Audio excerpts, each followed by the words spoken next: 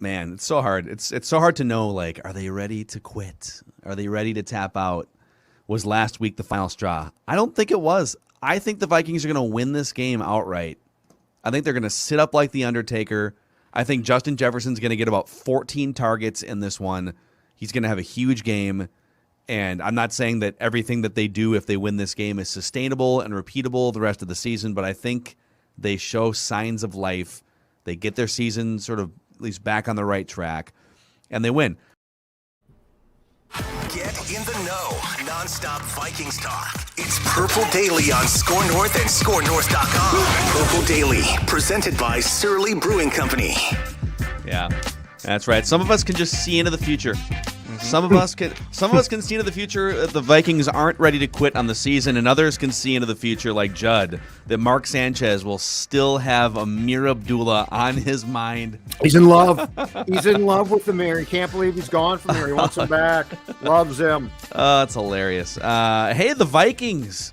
Funny when you start targeting your most explosive offensive weapons in the passing game, you get a different result. On the road, Vikings go and beat a very good Chargers team, 27-20. This is the most fan-friendly, interactive show in Minnesota sports. It is Vikings vent line, Phil Mackey, Judd Zulgad, and our executive producer, Declan Goff. And if you're watching us on the Purple Daily YouTube channel on a TCL TV, then you are supporting the show because TCL, in addition to being just a great partner of ours, is also a great football watching TV. I was just watching this entire game and Red Zone channel earlier on a TCL, which has a new lineup of award-winning TV delivering the most entertainment with stunning resolution at an affordable cost. Enjoy more of the things you love with TCL. We will turn this show over to you guys, Vikings fans, in just a moment. If you want to be part of the show, email us. Declan is monitoring emails at vikingsventline@gmail.com. We'll pop your comments and questions and rip jobs of us on the screen. But let's start with Judd Zulgad. Your main takeaway from a Vikings win to bring them to 4-5 on the season. It's high time that when you have a player as talented and as good as Justin Jefferson, the excuses stop and the action starts, right? I mean, how often did we hear, well, he's covered. You cannot throw him the football. You guys don't know what you're talking about. And it's not just us. There were a lot of fans saying the exact same thing. Kirk Cousins has been saying and they put two safeties over the top. What are you supposed to do? Yeah, but so has the coaching staff. And yeah. it offends the senses of the football-y person that you might force the ball in. But the reality of this game was, by forcing the ball to a guy who's got more God-gifted talent than probably anybody else on that field today, you got the type of game that is possible. And I think it was the go-ahead scoring drive where they targeted him twice, and Jefferson was covered clearly and made a great catch. And then Cousins threw a poor pass to him, but because Justin Jefferson is so good, he drew a penalty flag on what might have been an uncatchable out-of-bounds ball, but who cares? But just the perception that you were going to throw him the ball and it going towards him scared, and rightfully so, the Chargers. This is what the Vikings need to do all the time. Whether he catches every pass or not, he might drop a few.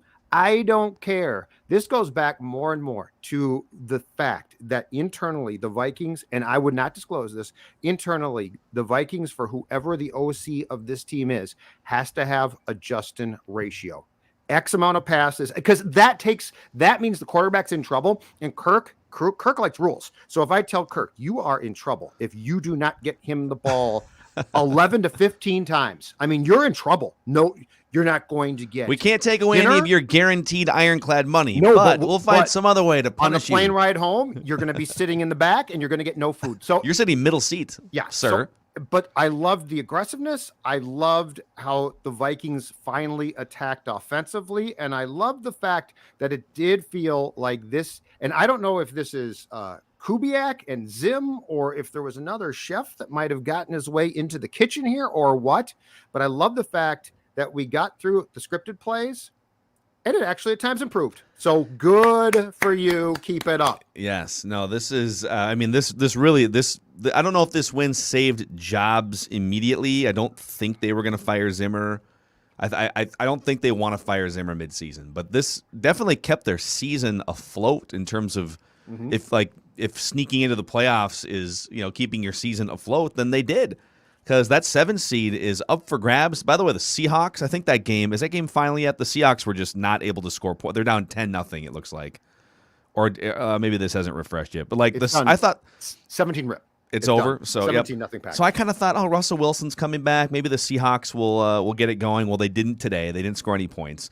The Falcons got absolutely destroyed by the Cowboys today. So like, I still think there's a good chance the Vikings are the best team fighting for that 7 seed. But if they don't win that game today, then it just becomes even harder math. My main takeaway: the last 2 plays for the Vikings, not counting the kneel downs. All right, so they're up by 7. Ordinarily, late in the game, Mike Zimmer is only thinking about the bad things that could happen, and therefore his edict is just don't turn the ball over. Let's run the ball. Let's be conservative. And you saw a little bit of that. Like Dalvin Cook had a great run where he's breaking tackles. Like they tried to do the conservative draw play thing. But then they wind up with a 3rd and 20. And the Chargers are probably licking their chops, right? 3rd and 20, man, if we can just stop them on a 3rd and 20, we get the ball back. And now Justin Herbert, who leads the NFL in fourth quarter comebacks this year, at home, about to get the ball back. And I'm thinking, like, if you would have pulled all of Vikings Twitter and every Vikings fan sitting watching at home, 3rd and 20, I think the Chargers were out of timeouts at this time. What do the Vikings call here? Does anyone think that the Vikings throw a 19-yard pass over the middle to Adam Thielen in that spot? It's what they should do. It's what a lot of aggressive teams will do, but the Mike Zimmer and Kirk Cousins and Clint Kubiak-led Vikings never throw a 19-yard pass in that spot. But today they did, and it was complete. And it wasn't a first down, but then it sets you up. It was like an 18-yard reception because it was 4th and 2 then. And you're right on the edge of field goal range. I think there's a lot of other similar games where maybe they line up for like a 55-yard field goal or something there, and it's like, no. No, you've got Dalvin. You've got Jefferson, Thielen, Dalvin in these key moments, the 3rd and 20s or the 4th and 2 with the game on the line. Yeah. Be aggressive. My biggest takeaway today, and it's what we've been yelling at the Vikings for all season, is stop being so afraid of the terrible things that can happen. You've seen it in front of you. You can turn the ball. Lamar Jackson turned the ball over 2 or 3 times. They still won the game. Like, don't be so paralyzed by the bad things that can happen. Foot on the gas. You've got weapons. Be aggressive. And it paid off today. They went for it a couple times on 4th down. They got that touchdown on 4th down. Like, I loved the aggressiveness, and that was my main takeaway, is keep the foot on the gas pedal. Declan, what was your main takeaway? Oh, well, I have to change wardrobes here as I get out my whiteboard. So I have to have my trusty whiteboard here. And I said, that's cowboy bleep right there. That's cowboy bleep. And I don't mean Dallas Cowboys, because your boy went to AEW last night. Full gear, baby. And Adam Page wins the AEW World Championship, right? Big time moment for him.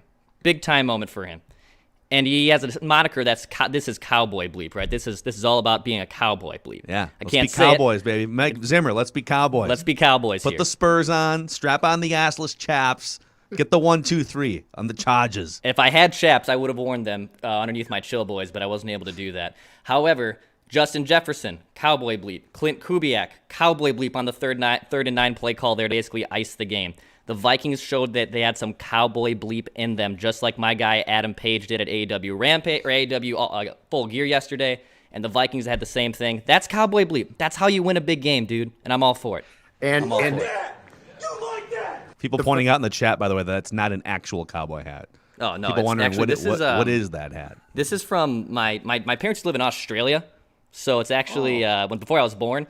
So it's a down under cowboy hat. It's one of those cowboys, okay? It's got a nice little visor thing there. Yeah, it's in the sun of Australia. Yeah. But the fact it took this long to embrace Justin Jefferson is at the same time, it's like, eureka, that's awesome, and it's maddening. Because this guy has been there like this since he got here. And like he's there every week, every single week. And you know what? Sometimes passes are going to be picked off. Sometimes he's going to drop balls because he does occasionally. But the majority of the time, he's either going to draw a flag or make a great catch. I mean, the catches that he goes up and makes are Mawsonian.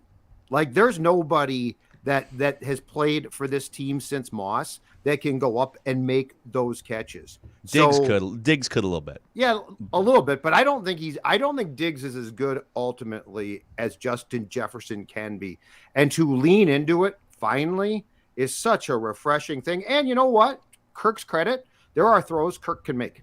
This is Kirk's strength. Dude, he can make every throw. I know he can, but he can make every throw. But they don't want to trust him. My final point that makes this win so intriguing is it's almost like Zim sat down yesterday and said, I'm going to watch some Big Ten football. I'm going to watch little Iowa Hawkeyes Gophers. And it hit him. Hit him. As part of a community service punishment? Or? Like a bolt of lightning. It hit him. I'm not going to be PJ. I'm not going. That's I'm not not cowboy going. bleep. Exactly. That's coward crap. Yeah. That's coward crap. Mike said, screw it, man. That wasn't fun to watch. And yes, this was fun to watch, and this is there. Speaking of refreshing, you know what's refreshing after a big-time Vikings road victory? Surly Furious, and any other sort of fall-winter iteration of Surly that you might be sipping on today on this glorious Sunday. Oh, you mean like this one? Like my celebratory Vikings win you threw to Jefferson, and now everyone on that plane ride home deserves 1, 2, where I don't care. You can each have 5. Surly Furious. Surly is the best beer in town. Furious is, in particular, my absolute favorite go-to beer. In fact, you know what? Jefferson is Kirk's go-to guy. Well, when I'm looking to make a great catch from my fridge, there's no question about it.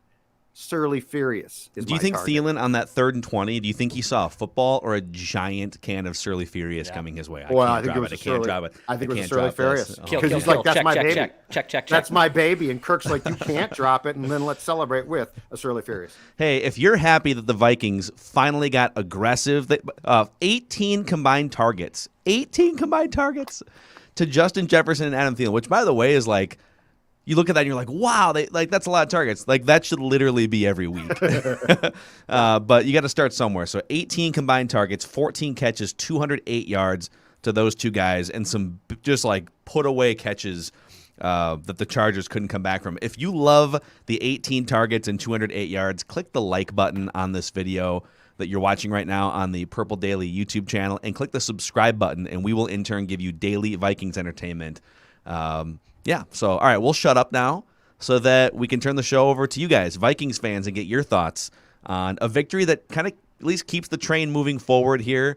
Looking at that 7 seed, Dex, who's first out of the gate on Vikings vent line? Let's actually go right to the stadium. We got Octavio, who's at SoFi. Octavio, you got us, man? Dude. How's it going, guys? We got you. I think we got you. Yeah, the signal's kind of off, so I'm sorry. But, hey, awesome game. Thielen had a wide open touchdown that he surely should have had, but unfortunately they missed him. But the Viking fans were awesome here today. I'm sorry, I'm trying not to cut him. Easy, don't get us in trouble. I'm sorry. The Viking fans really showed out. It was like 50-50. I'm in drinking, I'm sorry, but it was an awesome game. That was an awesome call. Skull, dude. All right. Amazing. Wow. That's how we kick it off, baby. That's how it goes right there. That's not in the scripted plays, boys. No. The F-bomb is not in the scripted That's a kill plays shot. event line. That's the kill shot. That's towards the end of the game, maybe, but not scripted. My God. That's amazing, man. dude. That guy. I heard like a few other Vikings fans yelling and screaming too. Okay, so was it Laura? Who's the sideline reporter? Laura Ockman? Oakman. And at one point, she was doing kind of a little like feature on how many Vikings fans were in that stadium, and they clearly haven't. Like Rams fans, I feel like have embraced. All right, the LA fans have embraced the Rams a little bit, but no one's embracing the poor Chargers. The San Diego fans have just abandoned them. They're like, we're not going to drive 2 hours to that city. It's ridiculous. And the people of Los Angeles only have enough room to be bandwagon fans of like 3 or 4 teams, and so they're like Dodgers, Lakers. Okay, USC's kind of down, maybe the Clippers, and I guess the Rams. They don't have time and room for it. So it looked like there were actually more Vikings fans than Chargers fans on TV. And as the announcers pointed out a couple times, the Vikings were operating at the line of scrimmage offensively like it was a home game. I mean, Kirk Cousins was able to very clearly get the snap counts out and communicate with offensive linemen. It was not like a typical road game from an offensive standpoint. All right, No. who's next? Oh, go ahead, Jet. Oh, and I will say this. When I was on the beat, I started on the beat in 2005. Vikings fans would travel, but not great. Now it's really impressive. Like, they do a great job. They go to a ton of games, and they are loud, which is great for them. It's good for them. Get that skull chant going. Yeah. But I mean, it's cool to see. It's really cool to see. Yeah. All right. Who's next here? Let's go to our guy Ben in Florida. Ben, what's up, man? Welcome back to Vikings Betline.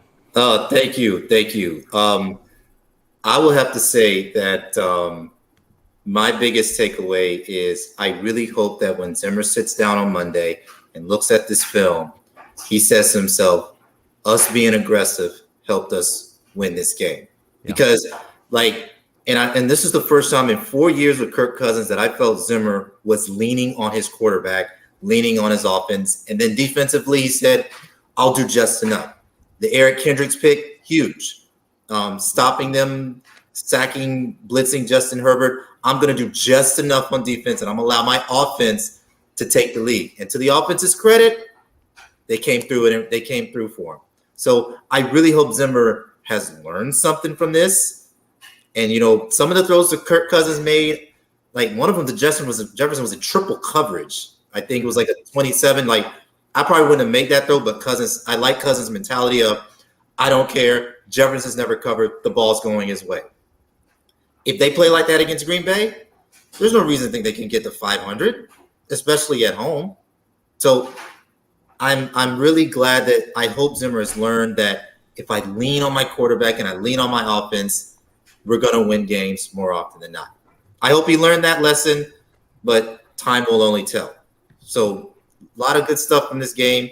No reason they can't get to 500. No reason at all.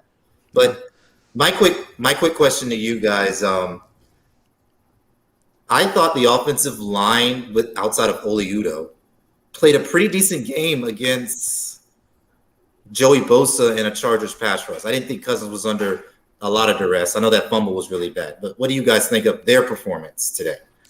Joe, what does your eye test say about the offense? That was pretty good. Yeah. I thought it was solid. And I would like to know from an expert, perhaps we can ask Boone about this on Tuesday's show. I'd like to know what the stability of the center not being a train wreck does. Like, I don't feel like Mason Cole is a Pro Bowl player, so I'm not trying to sell this too much.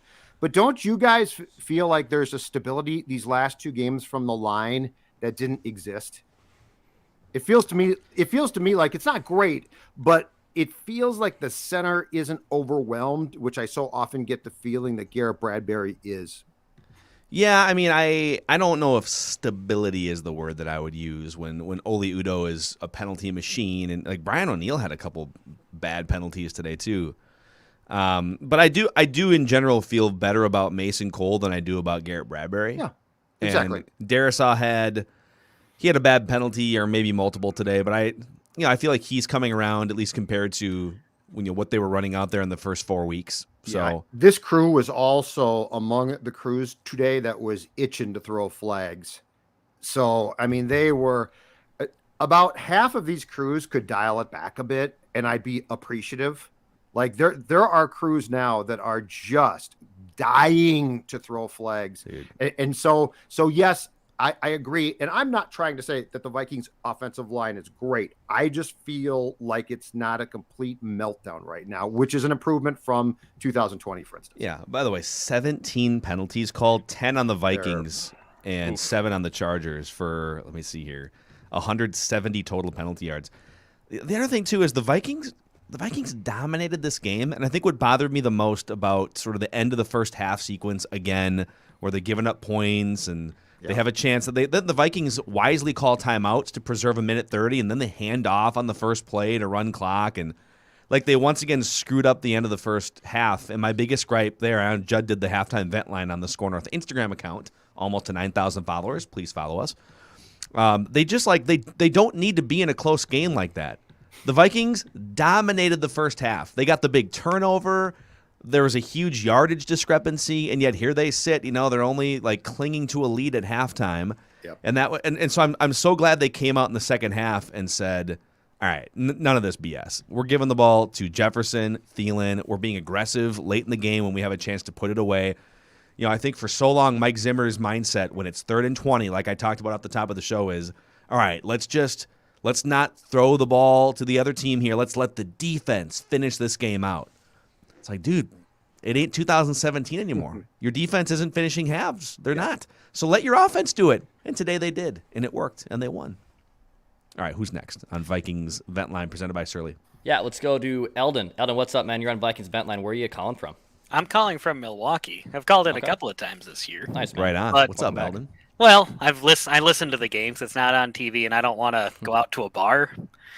My Vikings gear, I'm always kind of nervous about that. You got to be careful out there. Yeah, there's a couple of things I saw. One, I like that the Vikings got aggressive suddenly after all that stuff. It's, Judd said, must have watched Big Ten football. I think Case Keenum gave him a call and said, hey, you know why we did so in 2017? Because I ignored your advice and just threw the ball up. Why don't we try that? And it worked. I mean, I have some questions about taking a 3rd and 20 shot to Tyler Conklin. I agree. That was weird. That was a little weird. Yeah, that was like, it's like, be aggressive, not that aggressive. That was okay. Not that guy. Maybe it's a little better than a shot to CJ Ham or suddenly a strange one to Herndon. But, and then my other thing is I kind of want Judd to call the game for the radio next time because I was listening to the Vikings radio call. Mm-hmm. And, third quarter drive, they throw it 60-some yards and run for 8, and you hear, well, we need to run more. That last drive was really set up by the run. Why aren't they running more? And I'm like, throw the ball more. Jefferson's getting these 20-yard passes. Do that a little more. We know what happens when they run. 3 and out, something behind the line of scrimmage, you lose yardage. Like, that end of the first half is what the Vikings have been all season, and the second half, they threw that away, which was great. I need to hear Judd's best "he's loose" impression here at some point. No, I'd complain. Shocking. I would articulate about what's driving me crazy. Like, what are you doing? Like today, I really felt, and this is probably especially true in the final 2 quarters, the distribution was exactly right. Like, nice distribution.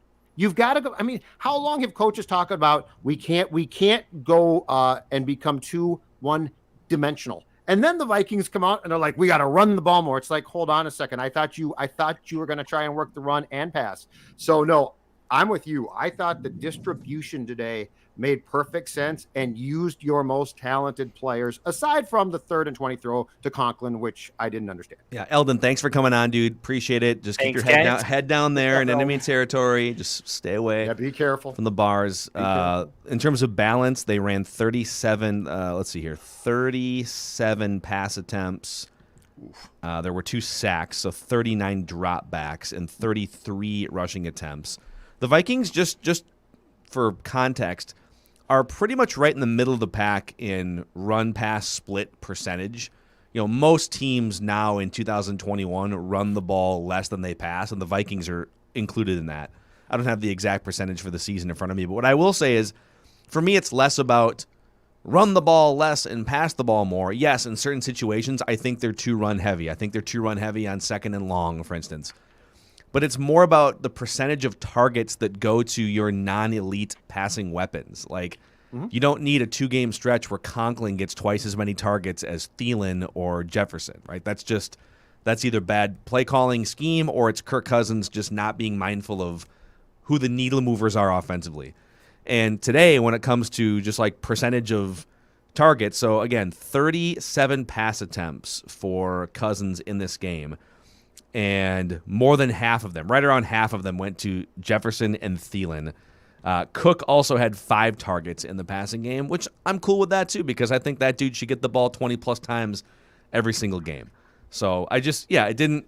If you're going to throw the ball to Ham 3 times, you better make sure Jefferson gets it 10-plus. That's all I'm saying. So, all right, let's keep it moving here. Vikings Vent Line, Dex. Yeah, let's go to Joseph. Joseph, what's up, man? You're on Vikings Vent Line. Where are you calling from? Virginia, how you guys doing? Good, man. How are you? What's up, Joseph? I'm doing good. It's my second time calling in. I'm just wondering, who is this team? It's like, because I'm so emotionally removed from, I didn't even watch the whole game. I can't just emotionally invest in them anymore, because it's like, even when I was watching the highlights and everything, I was just waiting for, okay, it's 3rd and 20. I was like, I know what they're going to do. When's the handoff? So when they actually passed the ball, I was surprised. And when they went for it on 4th down, I was shocked. I was like, Fred Sanford, Elizabeth, I'm coming to join you, honey, because I was like so shocked that they were so aggressive. So I'm like, in the words of when Kenny Omega, like you said, that's in the words of Kenny Omega asking Adam Page, "Who are you?" I'm like, who is this team? Because you just don't know what you're going to get from them from game to game. So it was a big win, but they're just so schizophrenic because now we got Green Bay coming up next week. And a lot of people are going to be charged up. Yeah, we beat the Chargers. So what do we expect come next week? I don't know what to expect. I really don't have any expectations. My whole thing is to let nature take its course. I'm not looking to see Zimmer get fired because if they keep losing, maybe we'll get a good chance to finally get a franchise-changing draft pick. Joseph, thanks for coming on from Virginia, which I know is sort of an odd hotbed for Vikings fans. We can even see it like in the analytics for our Purple Daily podcast. A lot of people from Virginia, so thanks for coming on, Joseph. Appreciate it. Mike Zimmer saying some interesting things at the podium right now. I'm just going to read you a couple of these. Okay. As I told the team, it takes a lot of courage to fight through adversity when everybody's shooting arrows at you. I don't think he's insinuating that the arrows were unwarranted, but he definitely is using the like everyone thinks you guys are cooked bulletin board material thing. Yeah, that's true. And this might be the more interesting one. Mike Zimmer on Clint Kubiak saying during the week that the Vikings wanted to get the ball more to Justin Jefferson. Quote, he shouldn't be telling that to the media. What? What are your thoughts? That's ridiculous. Everybody knows that. Like, so he finally he basically said at his session on Thursday, I'm going to do something that makes sense, and Mike's upset. Come on. So Zimmer then, this is multiple reporters are saying Zimmer personally went up to Justin Jefferson this week and said, you're going to be getting the ball more. Zimmer said Jefferson was very frustrated when he didn't get many balls last week. So Mike Zimmer himself is the one that came in and told all the different stakeholders here, Jefferson's getting the ball more. So there are rumblings out there also that Clint might have gotten more in-game help than Clint has been getting, which makes a ton of sense. What do you think that entails for him, though? To me, it would probably entail somebody like the quarterback's coach actually being in communication with Clint to help Clint. I mean, Clint has looked for the past 2 weeks or so or more helpless. Like he looks awful. Agree. Yeah. And the scripted plan is so good that I'll go back to what I've been saying, which is somebody clearly, and I don't know if it's his old man, it could be some type of assistant coach, is helping him. All of a sudden today, other than the meltdown at the end of the first half, the play calling was refreshing and made sense. Like it literally hasn't made sense. So I think just as importantly as a dedication to get Justin Jefferson the ball more, I really think somebody was in with Clint helping Clint more. Here's a couple other things out there. So today was great. All right. Today was exactly the allotment of targets that your top receiver should be getting, maybe even more. Like I'm not going to complain. But why is it that halfway through the season here and halfway through Mike Zimmer's 8th season, like how do you have lengthy stretches of weeks where your top offensive weapon, and yes, I think Justin Jefferson is a more impactful offensive weapon even than Dalvin Cook if used in the right way. Yes. Right? Yes, I'm on board. And how there were still you're like dragging the offense in the direction of Justin Jefferson. It's amazing. Like so I feel like some teams have problems with over targeting top weapons. Like, oh, you gotta spread the ball around a little bit more, right? You're too obvious in who you're trying to target, and the Vikings have the opposite problem. And I put it partially on Zimmer because ultimately he's the overlord of the entire roster and organization. I put some of it on Kubiak, but also the guy with the ball, Kirk Cousins, has the ability to feature his most potent weapon. Right. And I think we get so caught up in it's Zimmer and it's Kubiak. It's like, ultimately one guy has the ball in his hands, like 80 snaps a game. Right. And if he wants to drive the ball to Justin Jefferson, then he can. So But he's involved in this too. Oh, absolutely. But he has to be Kirk has a lot of talent, and arm talent especially. I will contend that I do not think he is the smartest dude in the pocket. So when it comes to, I really haven't given Kirk a plan, but don't make a mistake. Kirk is going to default to, oh my God, I cannot make a mistake. And now I'm don't know what to do. Hey, Ham, take the ball, or Conklin. But today, I think what we saw was a coherent game plan to say, Kirk, we need you to make throws that we know, gosh darn it, you're good enough, you're smart enough, and you're talented enough to make throws that look like they're dangerous, but they're not going to be. And so I fault Kirk as well, but I think it starts with people telling Kirk exactly what Kirk needs to do, because I think where he lacks is the intelligence of the game, not the physical talent. I agree. Like he's checking down because he's nervous. He's accurate. He can throw a beautiful deep ball. He literally throws one of the most perfect spirals of any quarterback in the NFL. Mm-hmm. I mean, Peyton Manning didn't throw a spiral the last 12 years of his career, right? But Manning was so great at all the other things. And Kirk is like this sort of cyborg pocket passing accurate guy who just someone needs to like plug into him and be the brain of the computer. Sean Borman has another Mike Zimmer quote here on Kirk Cousins needing to stay aggressive. Quote, if he needs to hum a couple passes in there and one gets tipped, so be it. That's why we're a team. Yes. Yes, it's okay. If you throw an interception, okay. I mean, don't throw a pick six. Don't just be like wildly throwing 7 interceptions. But I think there's such an obsession with not throwing a dangerous pass up until this week that it really holds this offense back. And for the head coach to be coming out this week and saying, all right, Jefferson's getting the ball and Kirk, just hum a couple passes in there. I don't care. So the more that things are coming out post-game, the more obvious it is that Mike Zimmer's the one that drove this change offensively. And that's a good sign. It's a good sign. It's a sign that the team hasn't completely given up on him, and it's a sign that his midseason adjustment, at least for this one game, worked and led the Vikings to a win. Yeah, it's nice to see it finally, though. Like, it still frustrates me. Like, I'm glad, but they have the players to do this. Like, why do you lose close games? Because you get scared and conservative, right? What did they do today? 4th and 2. They didn't do something stupid like, okay, let's attempt a long field goal that the Gophers showed got blocked. They decided we've got the offensive talent on 4th and 2 to go for it. And they did. And guess what? It worked. And it ended the game basically. So I'm glad to see. I don't know how we got here exactly, what the clear tipping point was. I'm just glad to see that we finally got here. Yeah. All right, Dex, who's next? Vikings vent line. Yeah, let's go back to Levi, who was on the show last week. Levi, welcome back. What's up, Levi? What's going on, guys? How you guys doing? What'd you see here? You were great last week, and now the Vikings, I think, took all of your advice, applied it, and look, and they won the game. Nice. Who knew that the butt fumble was going to be our lucky charm this week? Maybe we should just get Mark Sanchez just to commentate all of our games. He's something, man.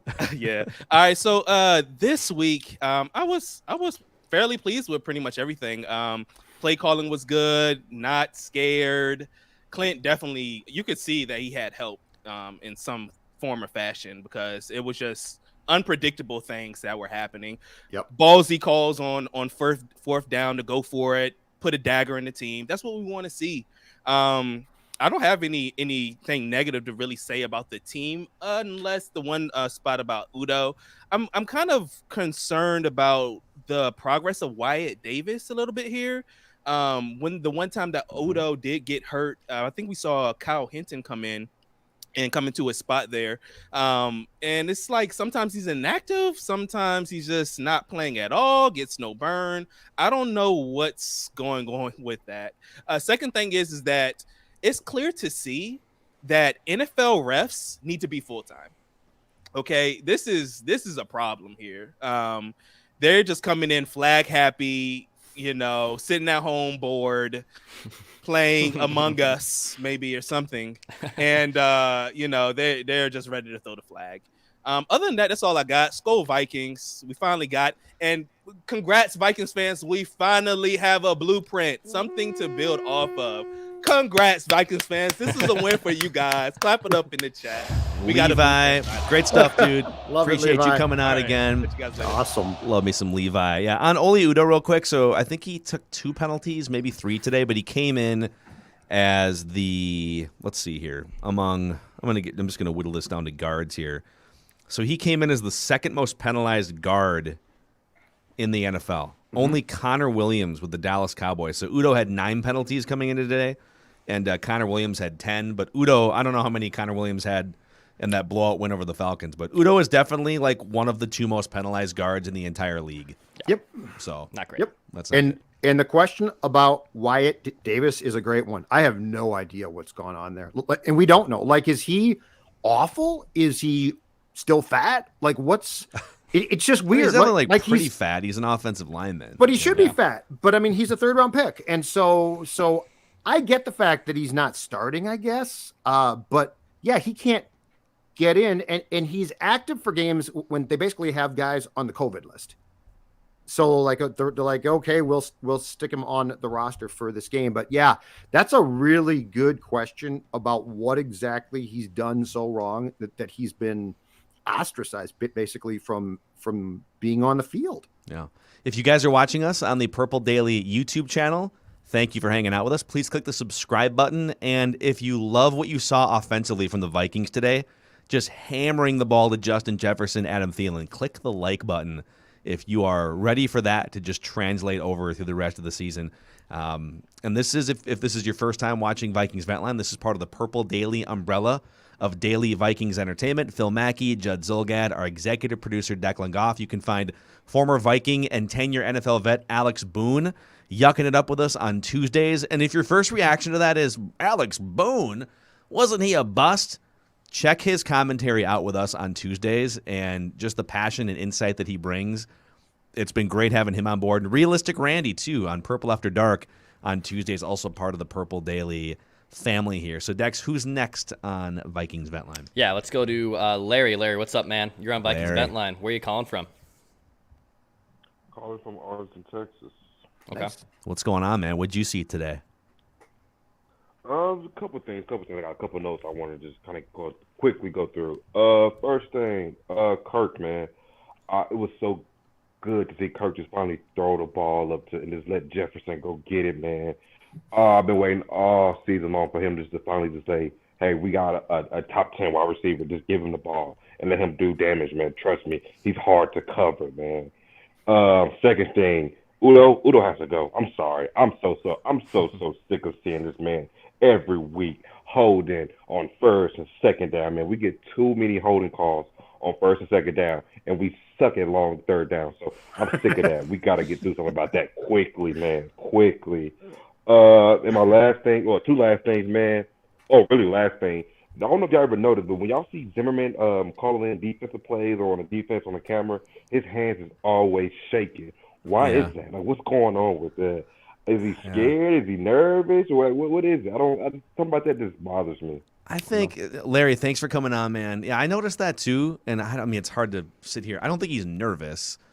I mean, it's hard to speculate on a guy's health, but when's the last time you saw like a 65-year-old, 70-year-old lifelong football coach that just looked really healthy? You know? I just think like coaching football, especially in the NFL for like 30 years, you're probably going to be overweight. You're probably going to have like high blood pressure, like Andy Reid, Tom Coughlin. Like you don't get out of 30. I'm curious to see what Cliff Kingsbury looks like in about 33 years, you know? He looks like Ryan Gosling now. He's going to look like John Goodman in like 30 weigh years. 310. Huffing and puffing. He is. But still going to be just one of the great offensive sending in the coaches. plays, man. He'll be sending the plays. Yeah, I mean, I don't. He's probably not. I mean, to be honest, Zimmer's probably not the healthiest guy. Like football I don't know what's coaches, I've seen it too, but I'm not quite sure. Probably working 18 hours a day. Like he's also, he's probably a little stressed out because like any bad loss could end his career as a head coach. So. Yep. Oh man, I'm as critical as we've been of him. Like I'm happy for him. This was for him to make an adjustment to go up to Justin Jefferson and to tell his offensive staff, guys, we got to refocus. That's what a head coach is supposed to do. He doesn't need to be in there drawing up plays, but like take the reins of your football team and make the right adjustment. And he did this week. Now keep it up. Keep it going. Now do it against the Packers. Yeah. All right, Dex. Let's go to Elijah. Elijah, what's up, man? You're on Vikings Vent Line. Where are you calling from? Calling from Boulder, Colorado right now. What's going on, guys? Dude. Beautiful. Elijah, what's going on? What'd you see today? First of all, I just wanted to shout you guys out. It's been awesome seeing you guys grow, especially since Vent Line a couple weeks ago against the Cowboys. So bravo for you guys. And thank you, man. Appreciate it. Great seeing the love. It's kind of shady that we just take advantage of like Vikings tears though the last 2 weeks. Oh, we're here's therapists, man. It's like we're like the DUI insurance billboard. Yeah. Like, hey, your life's in shambles. Come to us. It'll be great. The best part of anything Vikings related right now is you guys. Honestly, it's great having you guys on every day. Thanks, Elijah. Appreciate it, man. Yeah, of course. It was a fun game today. I really enjoyed watching it. I actually really like the Chargers this year too, especially with Justin Herbert. They looked like a great team, and it was fun watching those two go at it. Yeah, it was finally great to see them be aggressive. I agree with everyone else. Like just seeing Justin Jefferson get the ball, more than 4 times in one game for I think almost 200 yards today was super awesome. The defense played a great game. Eric Kendricks is just like, I think Mark Sanchez said it, but he's the heartbeat of this defense 100%. Like he's at the center of it all and just making plays happen. Also Jordan Berry has been solid this season. Just got to show love to the punter real quick, because he's been having some pretty good punts this year. Yeah, I mean, just a fun game. It was a different energy, I felt like, because normally when we're watching these games, we're super stressed and like it's super close. And this game was also very close, but it was exciting. Like you felt like you could actually root for this team and be happy for them. So the energy was nice. Definitely enjoyed it. Elijah, awesome stuff. Thanks for the kind words. Appreciate it. We'll get you on again for sure. Especially if you're just going to shower us with praise like that. We did not pay him. We should just Elijah should just be every other guest. Just, the best thing about the Vikings right now is going to praise us some more.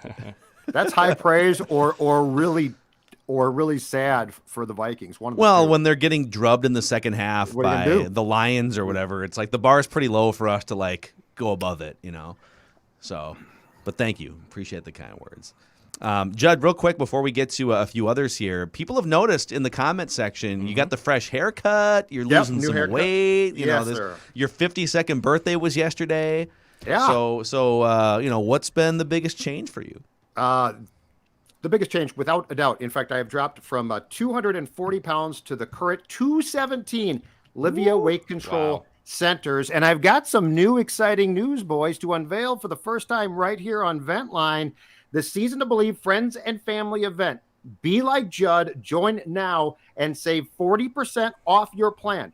So instead of getting to January 1st and being like, I'm out, what am I going to do? I need to go to the gym. Start early. Livia right now, call 855-GO-LIVEA or go to livia.com and check it out. But the great thing is, join now. By Jan 1 or so, clothes are feeling looser, you're healthier, you'll love it. Livia.com. Yeah, instead of feeling worthless on Jan 1, oh my God. And the Jan 1 thing, it's so cliched, right? Don't be a cliche. Break out of the cliche. Livia.com. Tomorrow morning, call them. Also, and I can say this on behalf of Judd, a lot of people think, oh man, I'm going to have no fun over the next 2 months while I'm doing this, program or whatever.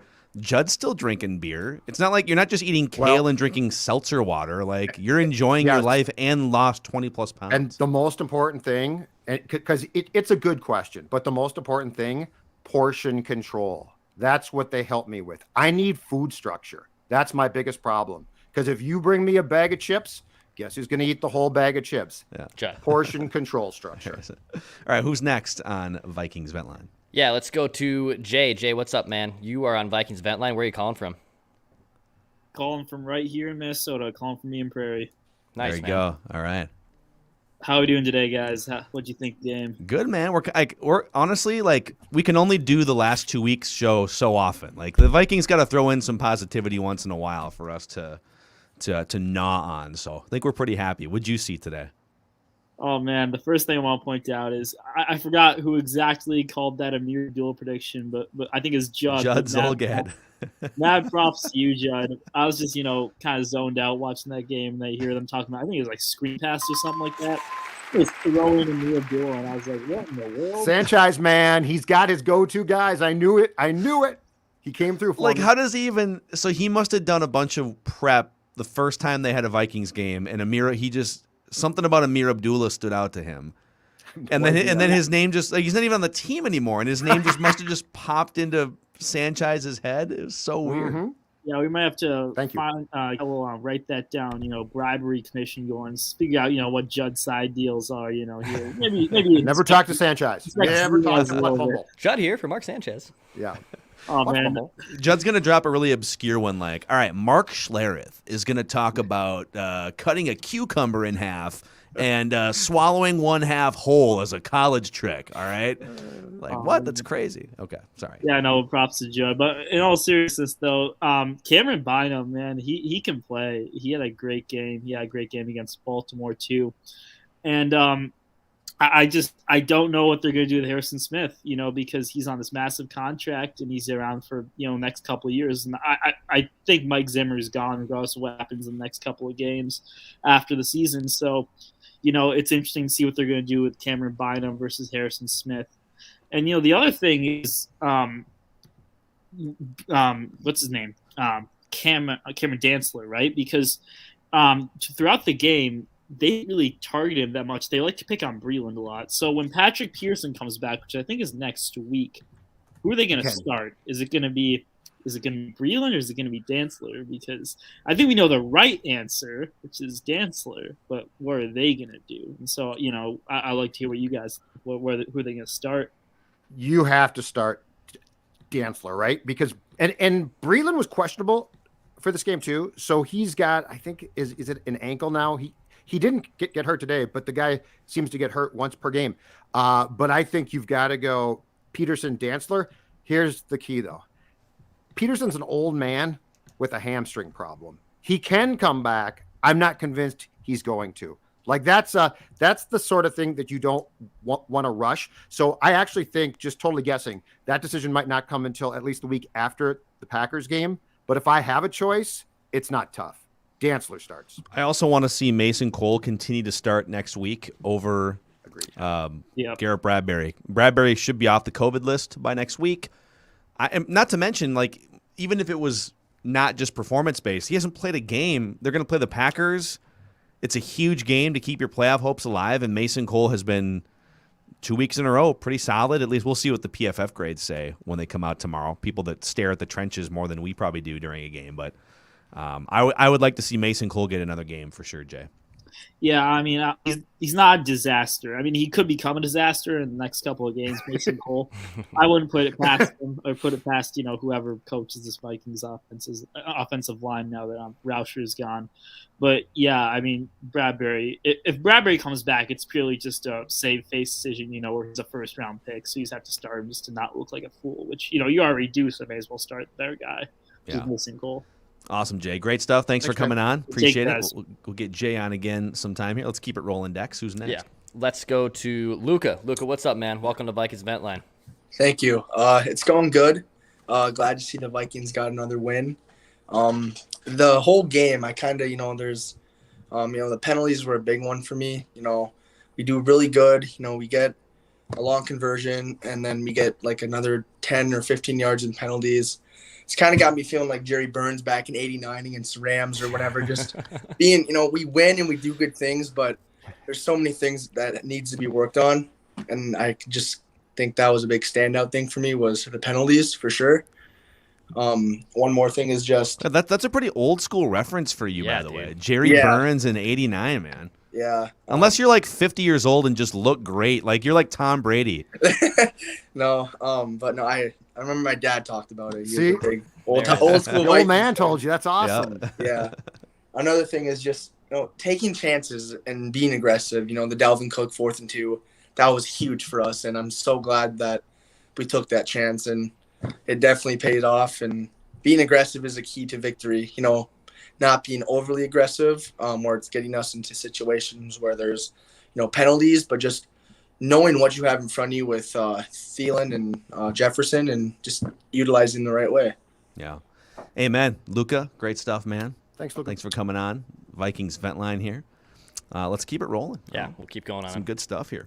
Let's go to Logan. Logan, what's up? Hey, man? what's up, You're guys? on Vikings vent line. Where are you walking? Where are you right now?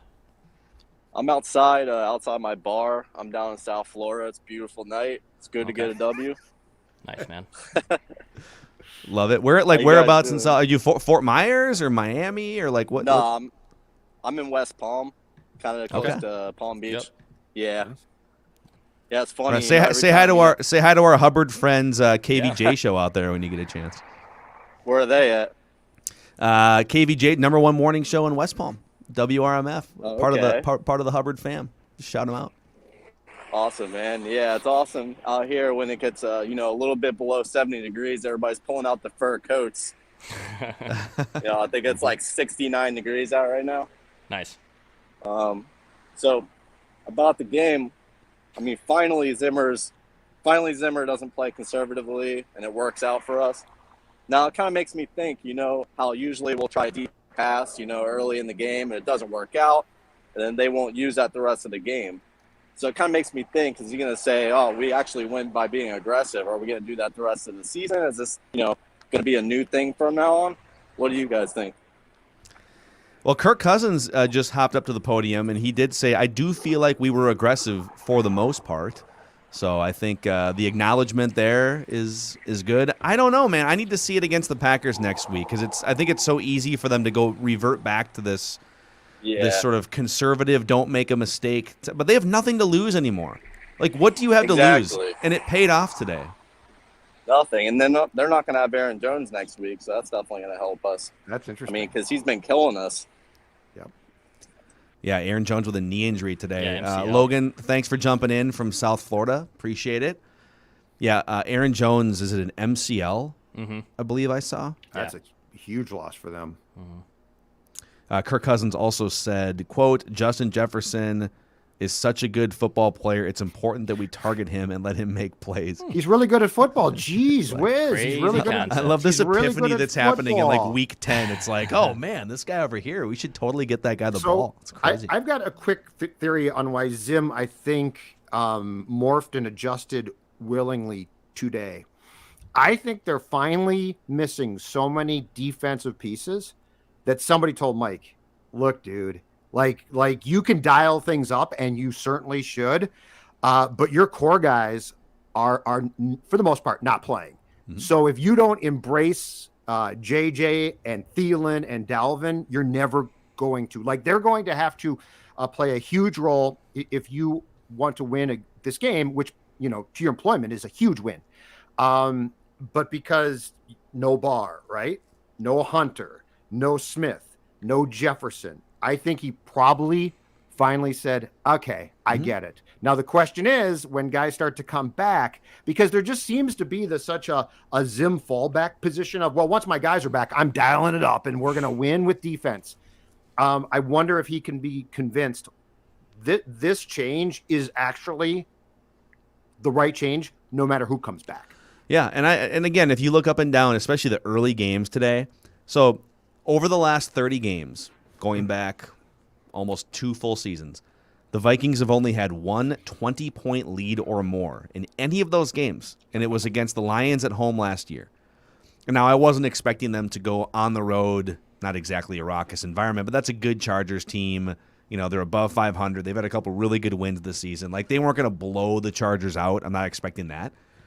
But it just speaks to the nature of the way Mike Zimmer coaches until today. Today, definitely came in with a different style today, and he talked about it after the game. But look at some of the blowout scores today. Eagles go on the road, beat the Broncos 30-13, right? They jump out to a big lead. Hang on. Cowboys beat the Falcons at home 43-3. Patriots beat the Browns at home 45-7. Bills beat the Jets 45-17. Panthers beat the Cardinals, sort of shockingly. Well, not really. Because Kyler Murray, did he not play in that game? No, okay. he didn't Actually, play. Chris Streveler, former Gophers backup, was at one point playing quarterback for the Cardinals in that game. Yeah. But the Panthers win that game 34-10. Yeah. Does he have any eligibility left? Can he start next week? But like you've got the weapons, as long as your defense doesn't give up 4 touchdowns or something. Like it once in 30 games, you should absolutely stomp somebody out when you have the weapons that the Vikings have. Yeah. But they don't. They don't. And maybe there's a couple opportunities, like the Bears, the Steelers at home on a Thursday, like stomp somebody out. Do what Jefferson was saying early in the week, which is we don't need to be playing close games. Let's be more aggressive. Mm-hmm. Oh, that's my 2 cents. I agree. All right, who's next, Declan? Let's go up to Canada. Is it Stefan or Steven? Oh, and you're muted, by the way. So now I'm really on the spot if I got your name right or wrong. Can you guys hear me? Yeah, we got you. Did Declan get one of your? Did he get it right, or was there a third? He did. He got one of them right. He got Stefan right. All right. That's good. Nice. Yeah. 500. Yeah. 500. Right. Great hat. No, well, thank you guys for having me. I want to shout out my dad. He was in Montreal. We watch the games every Sunday on the phone. I'm here in Toronto. And I will say this, my dad actually is a professor. He teaches Freud, and you guys are his therapists every Sunday. So I think that speaks volumes to the value of the services you guys provide to Vikings Nation. So I'll try to keep this brief, though I did take some notes here. It's just so good to see them keep going to Justin Jefferson after, he did drop that ball on that long pass. It was called back on a hold. There could have been a temptation there not to go back to him, but they kept going back to him. They had faith in him, and it obviously paid off. I jokingly said to my dad last week, after JJ got that 50-yarder, I said, okay, that's it. He's done for the day. Like, God forbid they go back to Justin Jefferson after he made that big play. And sure enough, they only targeted him a few times after that. And today, it showed. It's incredible what happens when you put the ball in the hands of your superstars in clutch time. Like it took 10 weeks into the season for them to figure that out, but turns out that's a thing. And to me, it made me think of the Seattle game last year where, on 4th and short this week, they gave the ball to Dalvin, which they could have done last year against Seattle in that 4th and short situation, but they gave it to Madison instead. And I think everyone knew that Dalvin would have made that play, would have found that hole that was there. And this week, they gave it to Dalvin. I held my breath because it was this toss into the backfield. And I had to hold my breath for a moment thinking, is he going to make it? But he did because he's Dalvin Cook, right? Same thing with Jefferson. Keep going at him. And you guys said it. Kirk can make those throws. Let it rip because he can make those plays. There's a lot more I could say here, but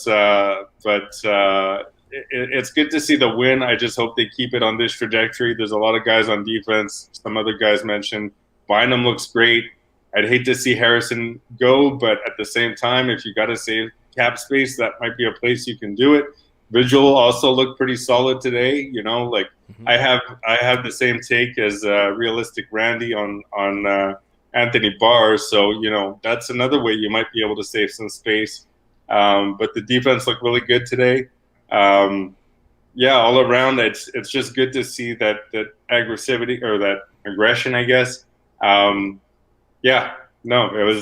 was a fun game to watch. And I just, I held my breath thinking they're going to fall back down this rabbit hole of going back to running the ball, which they did also on 2nd and long at times, which was a little exasperating. But overall, they came through and they went to their clutch players in those clutch situations, and it paid off. And it's not to say that Conklin didn't make plays; he certainly did. But when it came down to crunch time, go to your I forget who it was that said big time players make big time plays in big time games.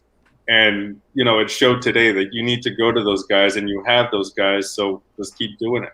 Awesome, man. I think that was Declan that said that originally back in the late 70s, actually. Declan Goff. Yeah. So thanks for calling in from Toronto. Appreciate that.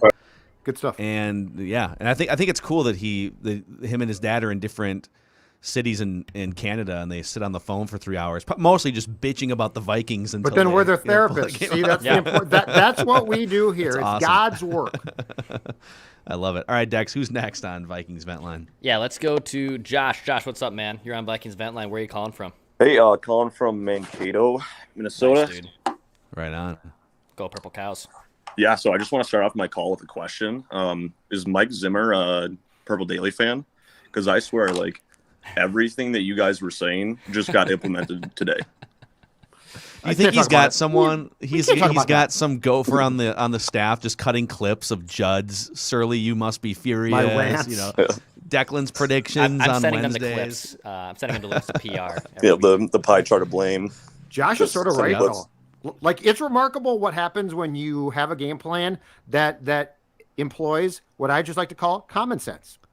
The common sense game plan, the CS game plan worked out. Yeah, for real. And like, so I live in a divided house. Got a couple of Packers fans here. Oof. And so like, finally busted out the hat. I can wear it with pride again. There you go. Yeah. That thing was in hiding for about 3.5 weeks, but here it is. Took me a little while to find it. Not gonna lie, it was tucked away. So what's your level of faith that they're going to keep, that they're going to, the things that they did today, that they're going to carry him over against the Packers and the rest of the schedule?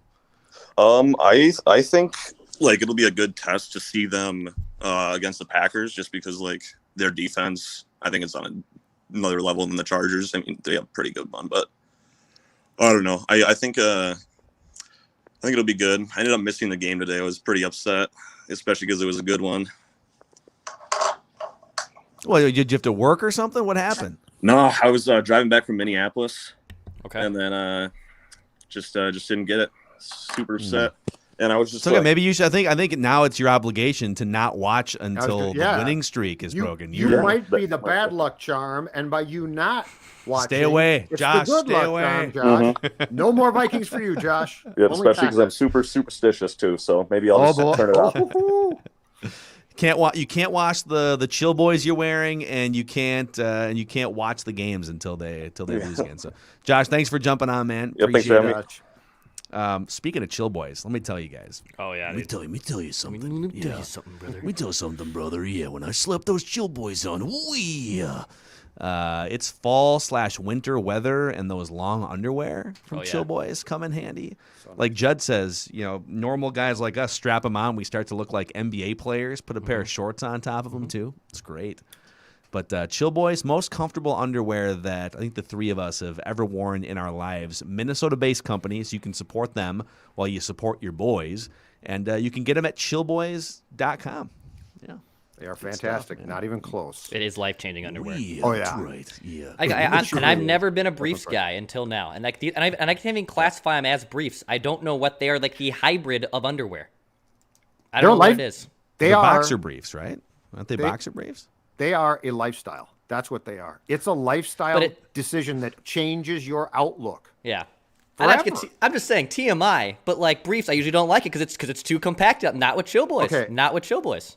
Yeah, no, they're great. They're fantastic. They're great. Try them out. Seriously. Bamboo, try 'em out. performance, long underwear, all of them. Yeah, just get them. All right, who's next? Let's go to Nick. Nick, what's up, dude? You're in Vikings Vent Line. Where are you calling from? Calling from Duluth tonight, gentlemen. Thanks for having me on. Man. Yeah, Great North Shore. city. Declan hates your city. I love by the way. Duluth. Your city Come on. it rocks, man. No, hey Declan, say it to Nick's face that you hate tell Duluth Nick right that now. you don't Say like it to his Duluth. face. Nick, I loathe the city of Duluth. Oh, you said it. All right. So I just want to say that it's nice to see some of the younger guys getting the play on the defense. I mean, this has been long coming, and it's terrible that injuries had to come down to it. Seeing Patrick Jones out there, seeing the Lynches out there, both of them just blowing up the ball all day today. The defense was creative. That was something that, even with Zimmer being this defensive mastermind for how long, is something that we've missed. It looks like Kendricks was just absolutely unleashed today. Dude, that interception he had great was ridiculous. Great. Kendricks of old. And if that defense can continue to play like that the rest of the year, unfortunately, it's going to bode too well for Zimmer. I still think he loses his job no matter what happens. But it was great seeing those guys play like a group of men today, not just a bunch of boys that were held back. I like that you brought this up because I think the focus of the show has been on, rightfully so, the drastic differences offensively. But this was a defense without Daniil Hunter, without Anthony Barr, without Michael Pierce that held a really good Chargers offense to 4.6 yards per play and only 4.8 yards per pass attempt, which is pretty amazing. So, and you know what, Nick, since you are from what Judd and I consider one of the great cities in the state of Minnesota, we are North Shore guys, and we have been trying to tell Declan, get up there, go explore more. You are the event of the night, brought to us by Surly Brewing Company, which means you are going to win. Next time you're in the Twin Cities, you can use this.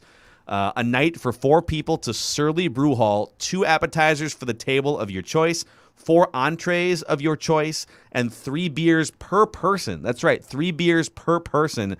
And it's all in the Surly Brew Hall, which has over 30 beers on draft, from the flagship Furious to even vintage beers that you can only get in the beer hall and the kitchen. And then there's the pizza shop up top. It's just one of the best places to enjoy some time with friends. And so congratulations, Nick. You are the event of the night.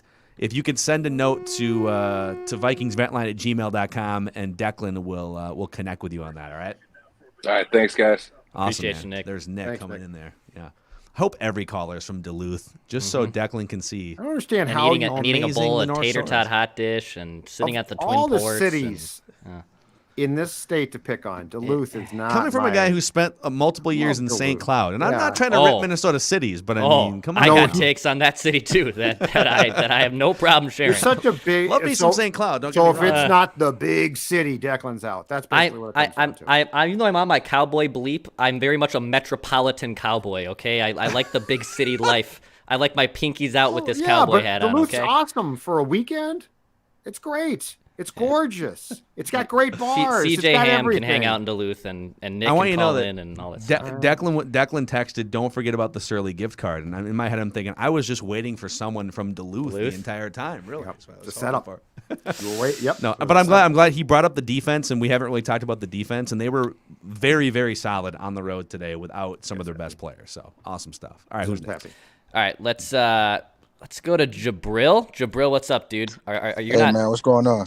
What's going on, dude? Where are you calling from? You from your car right now? Atlanta, Georgia, by way of New Jersey. Okay.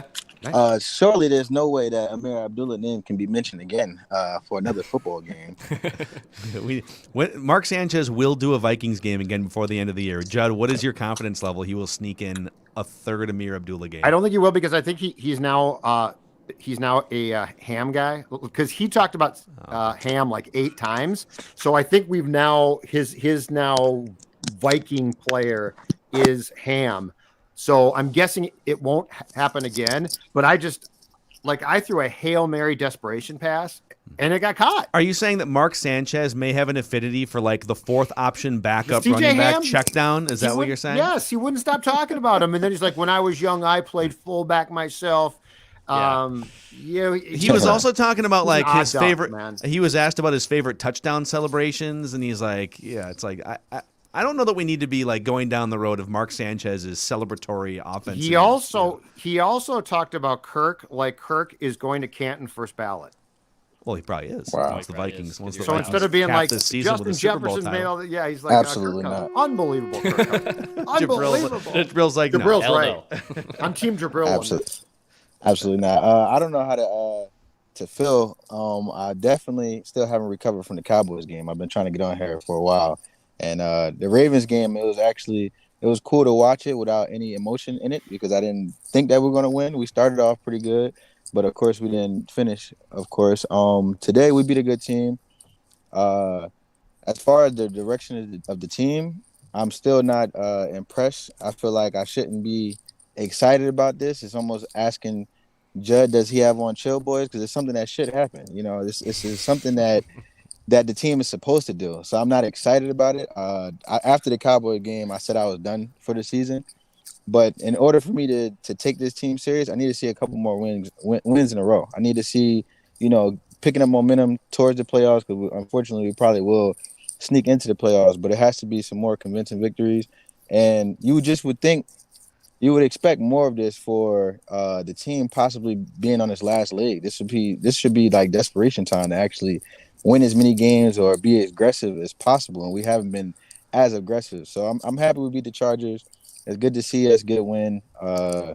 But it should happen more often. We have so many weapons. We have so many talented players. I talking to my boy Eric Kendrick is literally one of not even one of the best linebacker in the league, and I say that every week. And he does a splash play every week, and that's what he does. So, happy that we win.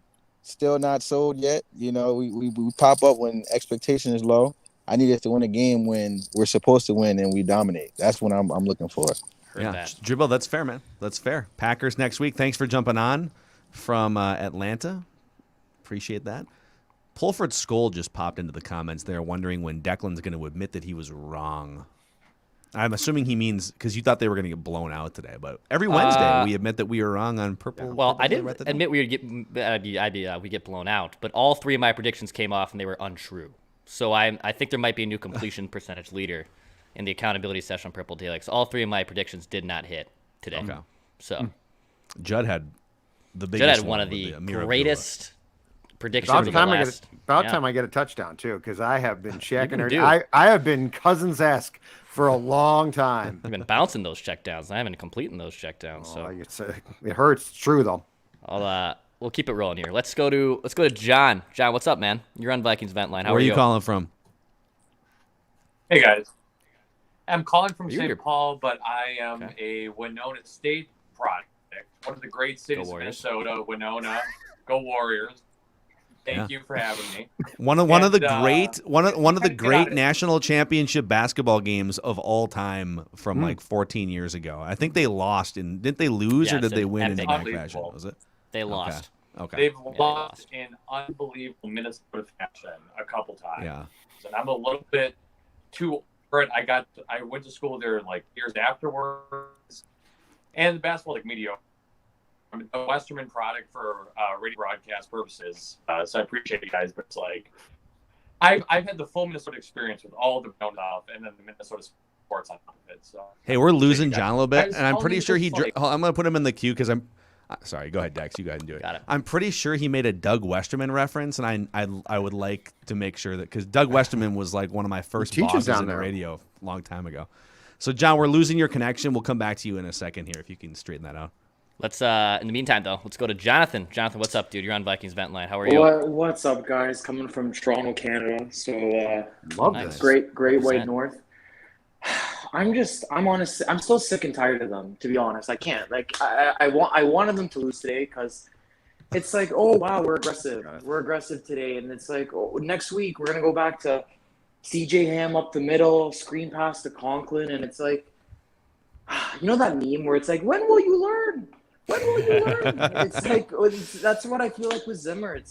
I think it goes back to like, this is the first year I'm watching film with Cousins. That right then, I'm like, the season's over. Like, if you haven't watched film for 4 years with the guy, like, well, what's going on? What are you doing? It's just they're frustrating. Today was nice. They're aggressive, but it's like I'm not going to get my hopes up because they're going to go back to being conservative. We're going to hear the excuses, and it's like, and if I see Breland on the field one more time, I can't. Like my blood pressure, it's just too much. Dude, so you're wild. I mean, so you're not even going to allow yourself like just 30 minutes of, all right, that was good. That was fun today. You were already gone and this was worthless for you today. I did from like 7:30 to 8. I was like, okay, you know what? That was solid. But I'm thinking, and it's like, okay, we're 4-5. Like we lost to Cooper Rush. I'm not over that too. Like that still bugs me. It's like Cooper Rush we lost to. So it's okay, we're going to get our hopes up, but for what? We go on a run and then we keep Zimmer. That's even worse. I don't know. So I know I'm pessimistic, but go on. So sorry. wait, because I'm going to give you, because it's our job, a plan here to deal. Because you need a plan. Take a step back. I think Zimmer's gone. Like I think it's done. So, no matter what. Yeah. Short of I see the headline, I won't. Okay. But wait, let's focus. Let's get you focused on the important things. For instance, today, who is probably the happiest player on that plane? Justin Jefferson, right? Yeah, like he finally got used. And this is a guy that you want to be here for a long time and be happy. And I think with a different coach, he will be. But today was a step on him calming down and saying, "Oh my God, they did it right." So let's diagram a plan for you that doesn't look at the totality of the frustration, which, by the way, I completely get. Let's have a plan that focuses on the small things that will make a difference. Wow. This is like real therapy. I went to therapy. I've been to you therapy a few feel- times in my Guys, life. trust They me. give you action plans. It's As Phil will tell you, the way that you feel right now is how I felt about the Wild for years, which is now you decide to play like you're a bunch of choking pigs. But in this case, I can take a step back and help out. So I want you to focus not on like the playoffs and not on oh my God, they're going to win the rest of their games. I want you to focus on the players who they are keeping happy now, who you want here. Okay. No, that's for sure. That's for sure. Okay, so look at that. Justin Jefferson's happy. That should make us all happy.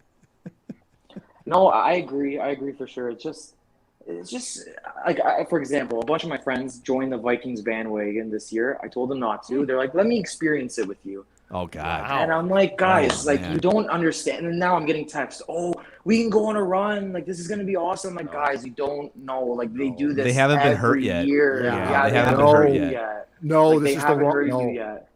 Yeah, I can always tell too, because so I was born in the mid '80s. Declan was born early '90s, and so I came around, and the '98 season was. I didn't know any better because I missed the '70s games. Like, oh, this is great! Look at 1998, gonna win it all, and it was like.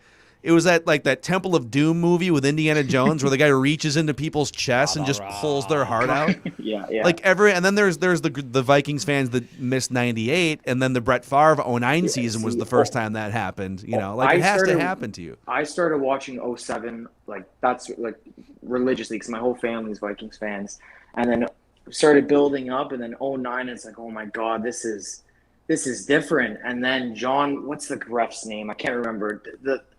He was the vice principal, Morelli, something like that. That Saints game, I'm still scarred from that game. So I'm always expecting the worst. That's why I love listening to your podcast, because it's like, you guys, you understand. Like, when you watch them for so long, your pain is pain. Like, they're the ultimate pain. But I don't know. I guess we got to cross our fingers and hope. The most important thing, save yourself. So if your friends, do not try and save them. Yeah. Like if they're going to get blown up here, we've got to get out of here. Women and children in first do not apply to this. No, you save yourself. Yeah. You do what you need to do for you. If they need to call us too, that's fine. But don't forget. My friends are still on the Vikings plane. For the love of That's God, their problem. don't That's try their and problem. save them. That's fine. If you try and save them, you're going to bring yourself down. I Don't told do them, that and to they yourself, asked questions. Jonathan. Why are we why can I predict the play from the formation? It's like I don't know. I don't know. Yes, we got I formation. I get it. We're gonna run right up the middle for no yards. I get it. I know. But honestly, thanks guys. Thank you. All right, Jonathan. Thanks for coming on, dude. Updates. It was great. We need updates. Judd, that was impressive. I pay for therapy. That I don't even want to pay anymore. Can I just come to your? Can I just lay on your couch with you and Stella and you diagnose my relationship problems? Is that an issue? No. I don't do personal stuff, man. Just does telemedicine for Vikings fans. Yep. You just call me. I'll put you on speakerphone. I'll tell you, but don't. Yeah, no.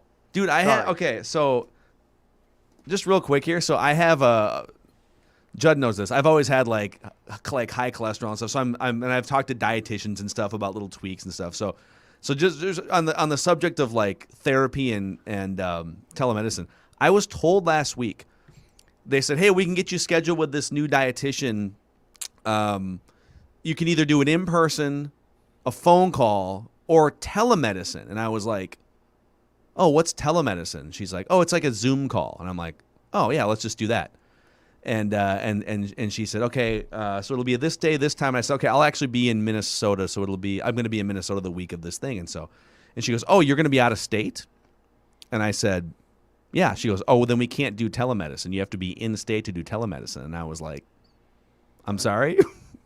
Why? And she goes, well, it's just the rules. You have to be in state to do telemedicine. And I said, well, what about a phone call? She goes, that's fine. We can do a phone call. I'm like, what's the difference? What's the difference? Okay, that makes no sense. So, Judd, do you do telemedicine for Vikings fans when they're out of state? Just want to clarify for people here, okay? Oh, you don't have to be in within state. the regular. Okay. out of state, out of the country. I don't care.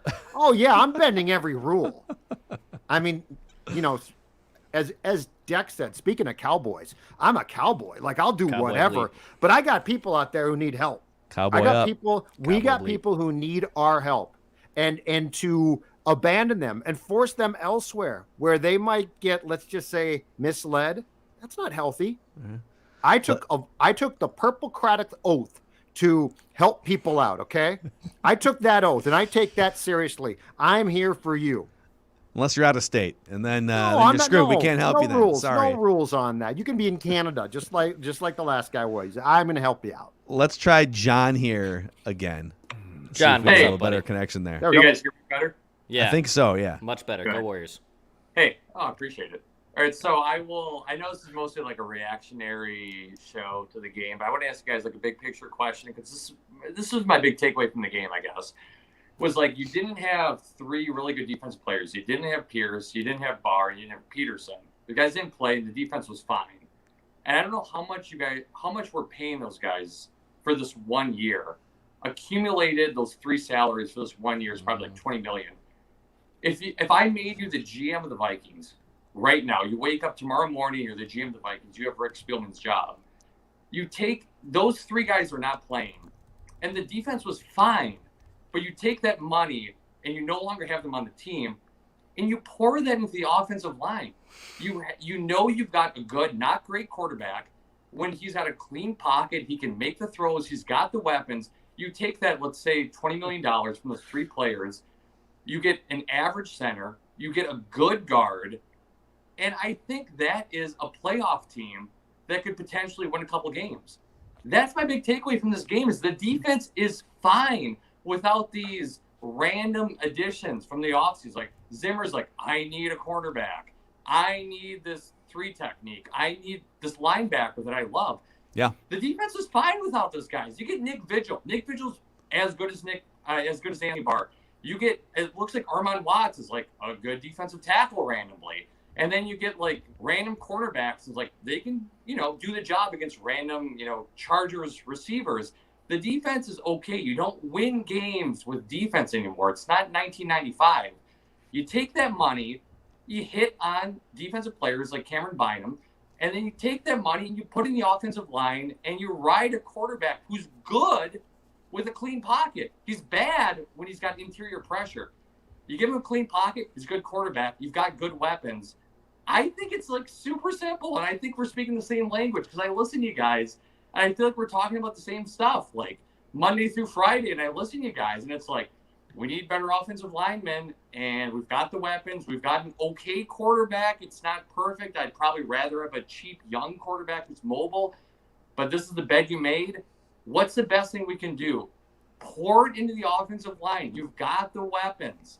And I think that is the best thing we can do going forward. So that was my big takeaway from the game. John, Bravo, great dude. stuff, dude. Thanks for jumping in here. I think, if to me, unless you are on the cusp of building a 2017 like Vikings defense, where it's just like the best Vikings defense we've seen in, 30 years or whatever, then I agree. You should never go into a season 4 years into Kirk Cousins where you know what he's good at and what he's not. He's not good under pressure. He's not good interior pressure because he's not mobile enough. And Oli Udoh is your experimental right guard. Yep. And Garrett Bradbury has been garbage for 2 years, and you're like, oh, let's roll the dice on a third year because we don't have enough cap space to go after, Corey Linsley in free agency. They knew for 4 years what Kirk Cousins' strengths and weaknesses were, and they still decided that Patrick Peterson, Bashad Breeland, Dalvin Tomlinson, a year ago Michael Pierce, that those are the things they're going to spend their sliver of free agency money on after they clear cap space. So, I largely agree that it's amazing that they haven't poured more resources into the offensive line. So. Yep, and three guys, at least in my world, are gone. Smith is gone. God bless him. Great player. You think Harrison Smith's gone after signing the extension? Yeah, because I think there's no guaranteed money left. I think I saw a note from Shooter this morning in the Pioneer Press. I think he has no guaranteed cash left. So it was basically a lucrative immediate deal. I'd let him go. I would let Barr has to go. Barr has a bad knee. Like he's just got a bad knee. Yeah. I don't know if he's got a lot left in the tank to play in the league beyond 2021. And Michael Pierce is gone. Yeah, I bring Tomlinson back. I bring Watts is fine, but right there, to John's point, right there, I'm clearing out 3 guys, and I agree with him completely. And we've talked about this. I'm signing a guard. Yeah, I don't know. Like Pierce, is it bad luck? He missed the COVID season. It is what it is. He missed the season. It doesn't matter really, right? And now he's out with the elbow. Pricey. Yeah, he's pricey, and he's not really been available. And I don't know. They've been. That's the thing. It's like what really moves the needle in today's NFL? Doubling down on your passing game, and when you've got some elements, making sure that you fortify the weak spots. And you scarred yourself by trying to start Shamar Stephen. Do you know how bad Shamar Stephen is? Like you didn't need to go from, well, Shamar didn't work out, so let's spend a bunch on a nose tackle who we're going to move to 3 tech. You didn't have to do that. Like you just had to upgrade a little bit. And they with both of those moves, they overcorrected it when they should have said, because Phil, that's the thing is, like, who didn't sit down in that building and say, when's Kirk good? Well, with a lot of protection. Okay, then, starting back in 2019, we're going to get him the most protection we possibly can. That's the thing. Yep. All right, who's next, Declan? Let's go to Steve. Steve, what's up, man? You're on Vikings Event Line. How are you? Hello, guys. Hey, Steve. I am literally probably the one fan that was watching the game and was just kind of like, "Hey, we won." There's no. So you didn't get excited at all on Justin Jefferson's sideline catch, Thielen 3rd and 20, nothing. You know what? I saw it. I did. Pump a fist, but it just like, I just at this point you're just kind of waiting for that shoe to drop. And it's just like, above me, they win the game, and it's just kind of like, oh, we got another week of this whole, are they going to make the playoffs or not going to make the playoffs? I went to the game against the Cowboys a couple weeks ago. I had, by the way, they were great and nice Cowboy fans behind me. They got upset at all the turnovers that their team made, especially the last one. I turned to the guy and I said, look, I will guarantee you this. We're going to get the ball. We're going to go down there. We're going to get in the red zone, and we're going to kick a field goal. And then you guys are going to come back and win the game. He did not believe me. He had no faith. The exact thing happened, and I looked at him and I said, see what I told you? I mean, it's just, I want to believe, I want to have faith, but it's just like, so like you, I've been watching him since, back in the 80s and then up to this point. So like I said, we're just used to the disappointment. Steve, bringing the realistic perspective. He's been there. He has seen the Vikings win games like this. We appreciate you coming on, man. Hey, guys, real quick. Yeah. I would say I was at the AEW event last night. Yes, sir. Amazing. Declan, if you were there, I cannot believe you did not point out Baron Von Raschke and the freaking claw. The claw, dude. Yes. Oh, wow. I tweeted He Patrick was about there this. last night. Yeah. He actually put the claw on one of the wrestlers last night. Oh, wow. Awesome. That's I'm great. telling you that. I've been to a few events. That is the second pay-per-view I've been at. The first one being WrestleMania in Miami. Nice. Rock versus Cena 1. Dude, I was also at that WrestleMania. Yes. Yeah. I will tell you a quick story about that. In the parking lot, you had a guy out there dressed as Undertaker pointing at another guy slowly and was like ready to tombstone him in the parking lot. It was the actual Undertaker. He was just bored before the show. It's crazy. Yeah, my epic goal one day is to get ringside. That's my epic goal. Yep. Steve, thanks for coming on, man. Awesome stuff. Yeah, that WrestleMania in Miami was That's an epic one. Ridiculous. You saw the claw? Yeah, Oh, Baron. good. Yeah, he was there. That's And awesome. the Baron inner Von circle Raschke. was wrestling. I forget who the inner circle was wrestling yesterday, but they put it on there. He was next to also Jack Hager, former Jack Swagger's wife, was also right next to him too for that. But he was caged. He was ringside, and he put the claw right on him. It was awesome. It was super cool. So did he just sit in his seat the whole time, and a wrestler kind of leaned over the railing, or what happened? He actually, they brought him up to the ringside right before that match, so it was clearly a little bit of a setup. and then he did the claw, and then after the match he bolted out. Okay. I mean, I think he's like 82. I looked Yeah, it up good for him. Like he's got up that there. Death grip. Yep. All right, who's next here? Couple more here. Let's go to Chad. Chad, what's up, man? Welcome to Vikings Vent Line. How are you? Hey, what's up, guys? Not much, dude. Can you hear me? Yeah, we got you, man. What'd you see today? Man, how about Justin Jefferson? Great game, dude. It's awesome. Finally threw to him. We need to throw to him a lot more. And Adam Thielen, we need to throw to them both a lot more. Yeah, I mean Jefferson, 11 targets today. Thielen had 7, I believe. Yep. And we're all reacting like, oh my God, look at how much they targeted these guys. It really, like, that's about the median for me of where they, like, there should be games where those guys each get targeted 10 plus times. So let's not let today be the shining beacon for like, oh, this is what they should do pretty much every week. And also against the Packers next week. We should just burn all the tape from earlier in the year and just use this. That's right. Yeah. Absolutely, man. Burn it all until today. Yeah, appreciate you, Chad. Chad, thanks for coming on, Chad. dude. Appreciate it. Let's wrap here with Chris. Chris, what's up, man? You're on Vikings Vent Line. How are you, dude? Hey, not too bad. You guys hear me all right? Yeah, where are you calling from? Omaha, Nebraska. Okay, Peyton Manning. Let's call him a little bit here. Okay. Right. Listen to all these callers. Listen to you guys for quite a while. I mean, everybody seems pretty happy. I feel like I'm going to be a Debbie Downer here. This win didn't do anything for us. It's not going to do anything for us except hurt us in the draft when we want to go forward. And, the kind of thing that really killed me in the first half is right at the end. They're calling timeouts, and then what do? They go for a run. They lose yardage. They go for a play action. Kirk Cousins runs out, throws it away, and then the very next play is a play action again, and it looks like Kirk Cousins' feet just nailed right to the turf. Drove me absolutely nuts. Yeah, the Vikings too. Also on defense, I think they've given up like 50 points or something in the last. They're going to go on, maybe a couple game run here and just, Yeah, I think I think we got a little connection gap there, but Chris. See, thanks for coming on, man. Chris needs help too. I feel like 3 of the last 4 guests here are just kind of mad that they won the game today. I'm not there yet. I don't know. I mean, they're not.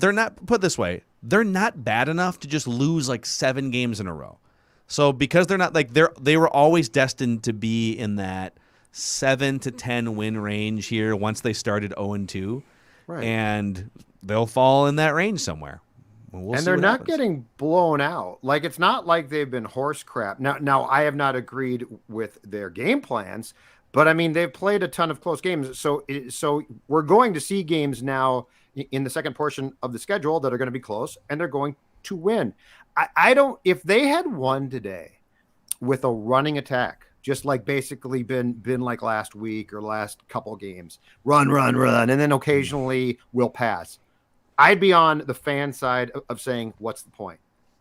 But they didn't. They did something that made sense. And look, do I think that this magically morphs things to where I'm like, well, they're going to make the playoffs now and be a Super Bowl team? Absolutely not.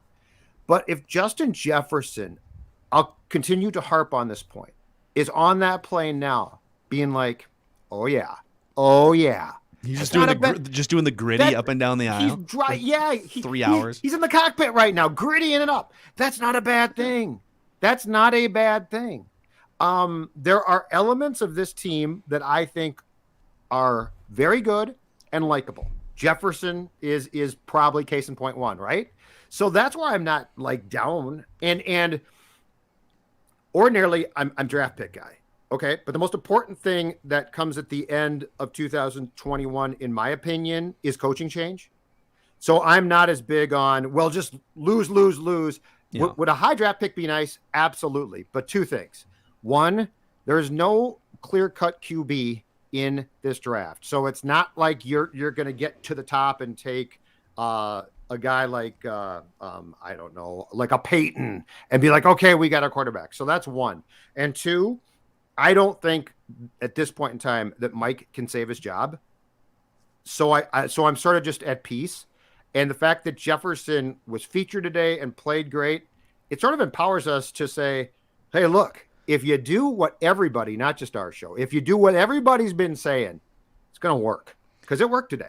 That went to, just for this season's purposes, I'm not speaking to people that want them to tank, because that's not realistic. This team's roster is too good to just lose 7 and games. And the games are close. So yes. They're not going to be able to. You're right.